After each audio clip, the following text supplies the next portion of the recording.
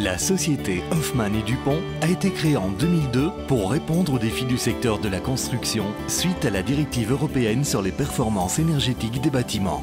Elle a orienté ses services dans le domaine de l'audit énergétique et le contrôle des bâtiments. Afin de garantir la qualité de ses services, elle a été la première en Belgique à proposer son expertise en thermographie et infiltrométrie. La thermographie consiste à mesurer, à l'aide d'une caméra thermique, les températures de surface de l'enveloppe des bâtiments. La caméra dispose d'un détecteur mesurant de 77 000 à 300 000 points par image infrarouge. La sensibilité entre les points de mesure est inférieure à 7 centièmes de degré. Ces caméras sont également munies d'un objectif visuel. La thermographie permet de voir l'invisible. Par exemple, la centrale nucléaire de Tihange dans le brouillard. Mais elle nous offre également, dans le secteur de la construction, une vision plus critique de ce qu'est la qualité de mise en œuvre des matériaux. Pour comprendre les thermogrammes, il faut savoir que les zones claires représentent le chaud et, à l'inverse, les zones foncées représentent le froid. Dans le cadre de la restauration d'immeubles, la thermographie permet d'identifier les colombages sans devoir effectuer des sondages destructifs. L'utilisation rationnelle de l'énergie est également un souci quotidien. Par exemple, nous savons tous qu'un téléviseur en mode veille consomme beaucoup d'énergie. Eh bien, c'est au point d'augmenter de 6 degrés la température de surface d'une façade au travers de l'isolant posé dans le mur. Dans cet exemple, la façade est constituée de 8 cm de béton, 7 cm d'isolant et d'un panneau de finition intérieure. Le carré de déperdition plus clair correspond à la chaleur émise par le collecteur du chauffage par le sol. L'isolant a été retiré afin d'encastrer le collecteur. Voici une ancienne bâtisse ayant pour seul défaut des radiateurs posés en niche sous les fenêtres. Un isolant réfléchissant posé à l'arrière du radiateur permettrait d'éviter la charge thermique du mur. La thermographie permet également de détecter des fuites en conduite de chauffage, d'eau sanitaire ou sous toiture plate. Les missions de la société Hoffmann et Dupont s'étendent également aux expertises et détections aériennes. Dans le cas présent, il s'agit d'un site industriel dont les structures perdent beaucoup d'énergie. La mesure du côté intérieur des bâtiments peut s'avérer très pertinente. Ici, nous constatons un refroidissement au coin du mur, sur une hauteur correspondant à celle d'un panneau d'isolant. Le point froid est la cause d'un phénomène de condensation. Les isolants ne sont pas superposés sur les coins, comme le montre ce schéma en coupe. La mise en œuvre d'un bâtiment à ossature-bois demande un soin particulier. Dans le cas présent, le mur contient 16 cm d'isolant, mais toute sa partie basse est refroidie par une importante infiltration d'air extérieur passant sous la structure du mur. Pour être efficace, un isolant doit être parfaitement posé contre le mur à protéger. Il ne peut pas y avoir de courant d'air entre l'isolant et la structure à isoler. Ce n'est pas le cas de cette toiture.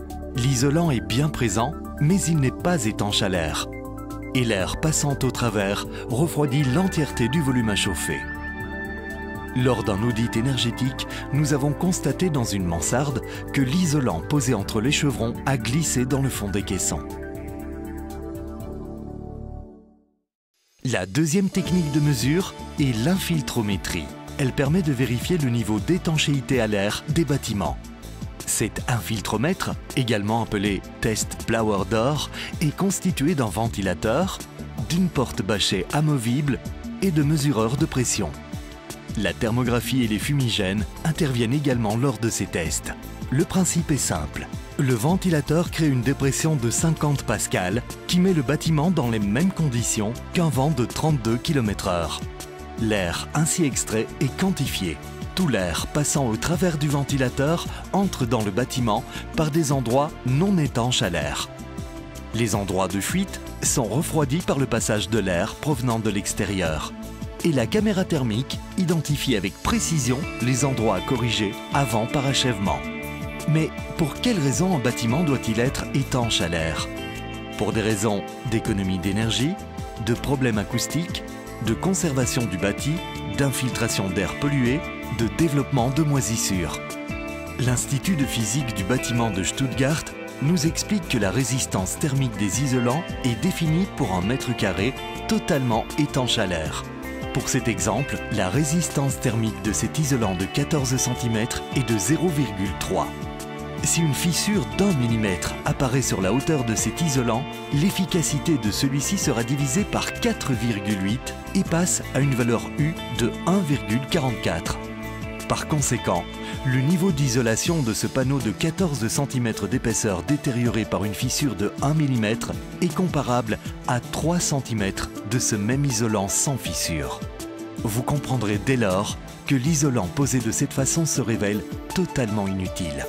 L'air passe par ces fissures et le rend obsolète. Cette situation est pourtant fréquente, au point que le Centre scientifique et technique de la construction évalue le taux moyen de renouvellement d'air de bâtiments récents à 9,5 volumes par heure. Cela veut dire que l'air que vous venez de chauffer est renouvelé toutes les 6,3 minutes lorsque le vent souffle à 32 km/h. Un tel renouvellement d'air engendre une surconsommation de près de 45%. Par comparaison, un bâtiment mieux construit, dont le taux de renouvellement d'air serait de 5 volumes par heure, pour une isolation comparable, surconsommera de 25%. Et dans ces mêmes conditions, une maison basse énergie surconsommera de 75%, tandis qu'une maison passive surconsommera de 113%. En Belgique, si vous construisez une maison passive, le taux de renouvellement d'air ne pourra pas être supérieur à 0,6 volumes par heure. Nos voisins, l'Allemagne et le Grand-Duché de Luxembourg, ont légiféré. Les bâtiments n'étant pas munis d'une ventilation mécanique ne pourront dépasser 3 volumes par heure. Pour ceux munis d'un système de ventilation mécanique, ce taux ne pourra pas être supérieur à 1,5 volumes par heure. Et si ce groupe de ventilation est muni d'un échangeur thermique permettant de récupérer de la chaleur de l'air sortant, il ne pourra pas être supérieur à 1 volume par heure. Vous comprenez maintenant que les coefficients K annoncés par les constructeurs et les architectes ne valent que pour une pose de l'isolation parfaitement mise en œuvre et étanche à l'air. Et vous conseillons de suivre les recommandations de pose des fabricants d'isolants. Dans le cadre de vos projets, nous pouvons vous accompagner et ensemble vous garantir une bonne mise en œuvre en inscrivant ces techniques de mesure au cahier des charges pour prévoir un test avant parachèvement. Celui-ci vous permettra de corriger tous les défauts constatés à très faible coût. Sachez que nous sommes à votre disposition en matière de contrôle de bâtiments et d'audit énergétique. Nous offrons également aux constructeurs de les accompagner afin de sensibiliser leur personnel dans un objectif de qualité. Pour clôturer, sachez que les autorités publiques ont pris conscience de l'importance de ces techniques de mesure et offrent des primes à plusieurs niveaux de compétences. Notre gage de qualité est notre indépendance vis-à-vis du secteur de la construction. Alors, mieux vaut prévenir que guérir. Merci pour votre attention.